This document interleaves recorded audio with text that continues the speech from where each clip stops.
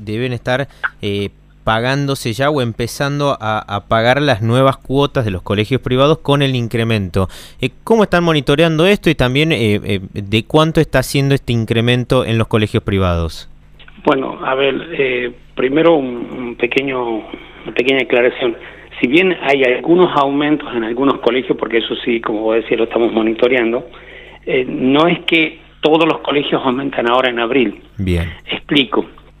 Cuando fue el decreto del 1 de marzo, que hace un aumento de sueldos en febrero y en marzo, ahí ya sacamos como asociaciones un porcentual que era hasta el 40% de aumento en la cuota, que nosotros en nuestros cálculos veíamos que podía cubrir incluso el aumento de los sueldos de marzo que se pagan ahora en los primeros días de abril.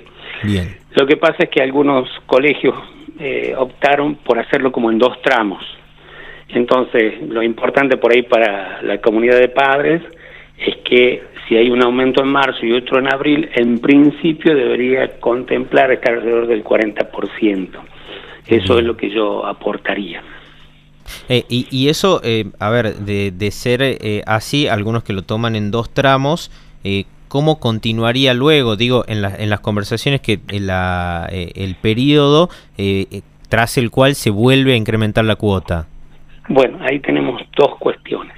Una, ya de por sí salió un decreto la semana pasada del gobierno provincial en donde nos avisan, hacen ya norma, diríamos, se estaba comentando, pero lo escribieron, que es lo importante, sí, en donde lo que corresponde a incentivo y capacitación docente no va a venir en los aportes del Estado.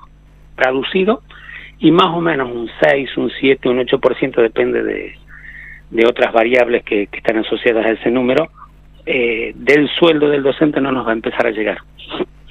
Eso es muy preocupante, porque no estoy hablando de 1 o 2 colegios, estoy hablando de la totalidad del sistema de educación privada.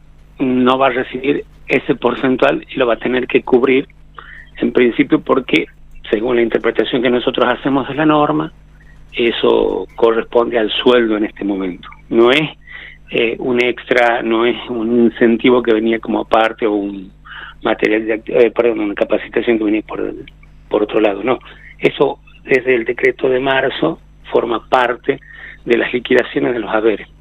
Sobre esto puede haber posiciones encontradas y haber diferencias, bueno, por lo menos nosotros lo interpretamos así. Bien. Y entonces eso genera un problema muy serio porque ya habría ahí una necesidad de aumentar la cuota. Y lo segundo, como necesidad de aumentar la cuota, es que ahora en la segunda quincena de abril se sientan nuevamente el Estado provincial y los gremios docentes a ver un nuevo aumento.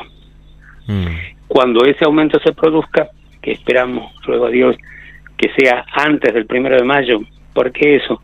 Porque ya nos trae mucho dolor de cabeza tener que hacer a muchos papás que han pagado abril, decirles, no, bueno, pero también abril tenés que pagarme lo que te falta porque ahora ha salido un decreto, como salió el del 1 de marzo, claro, que te aumenta el sueldo de febrero, que ya estaba acabado como trabajo.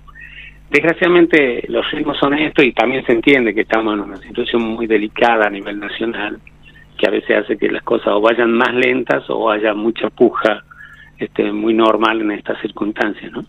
O sea que, a ver, tomando en cuenta hasta un 40%, que en algunos casos se está dividiendo en 2 tramos para que no impacte tanto, y teniendo en cuenta estas 2 situaciones en particular, podríamos estar hablando que de acá a 2-3 meses hacia adelante, por lo menos, habría aumentos prácticamente mensuales. Y en principio lo que tenemos es ya casi cierto un aumento que hacia finales de abril se tiene que definir si es sobre la cuota de abril o si es sobre la cuota de mayo, eso seguro. Bien. Y de ahí dependemos de cuánto tiempo determine la paritaria que se van a volver a juntar. Bien. Eso ya forma parte de las negociaciones entre el Estado y los gremios, y la verdad que nosotros como asociaciones de gestión estatal no participamos en esas discusiones, así que no tenemos una información clara de cómo va a ser la situación hacia adelante. Desgraciadamente trabajamos así muy al día, que ese es también todo un tema. Ahora, quiero ir sobre un ítem que ya obviamente está preocupando a la sociedad, a la residencia, si se quiere, sobre todo al ciudadano en su casa, que tiene que ver con el incremento de las tarifas, pero en los grandes establecimientos ya es una situación que se venía dando hace algunos meses. ¿Esto continúa? ¿Cómo está la situación en los incrementos de las boletas? Es terrible, terrible.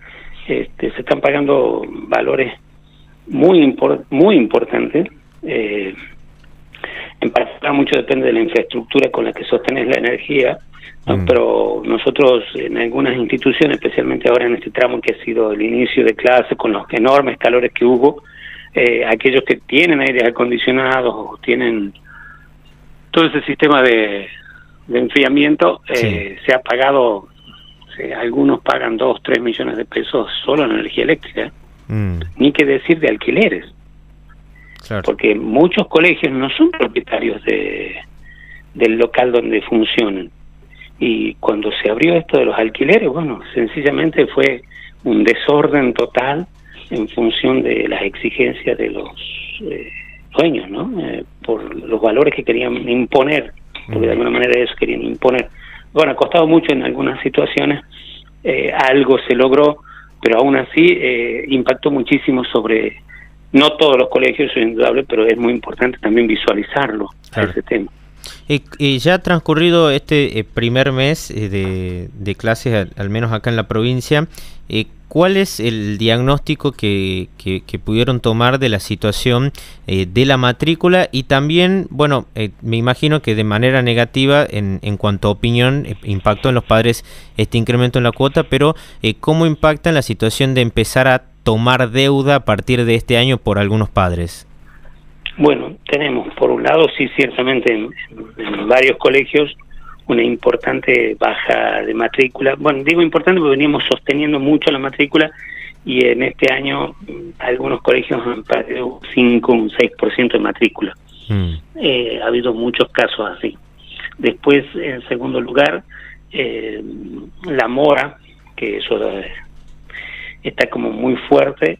Se han refinanciado muchas situaciones de papás, se han otorgado becas, se está buscando algún instrumento en ese sentido. Esperamos que los vouchers aporten algo de oxígeno a la situación de los papás, ¿no? Ese tema es importante también, ¿no? Que se ha dado a conocer por parte del gobierno nacional.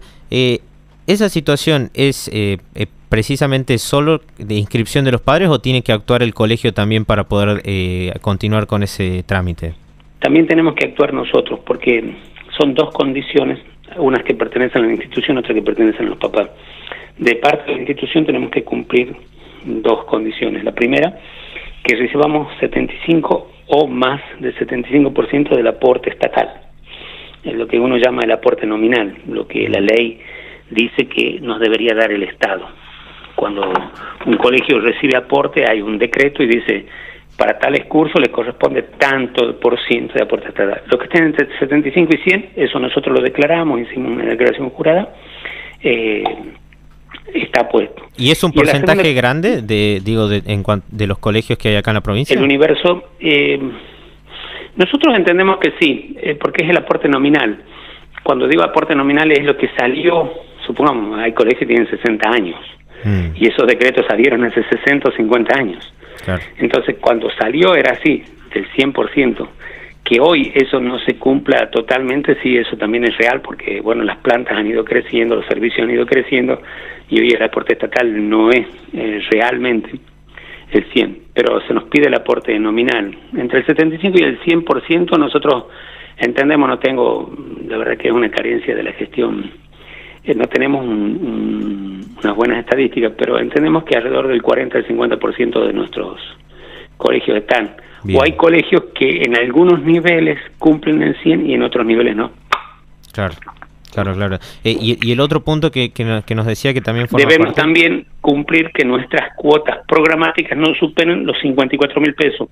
Bueno, en ese sentido, como se habla de la cuota programática, que he dicho más rápidamente, sencillamente, lo que los papás pagan por la educación básica, hay muy pocos colegios que superan eso, muy poco. diríamos de 250 que somos, tal vez 30 o 40 pueden estar en eso.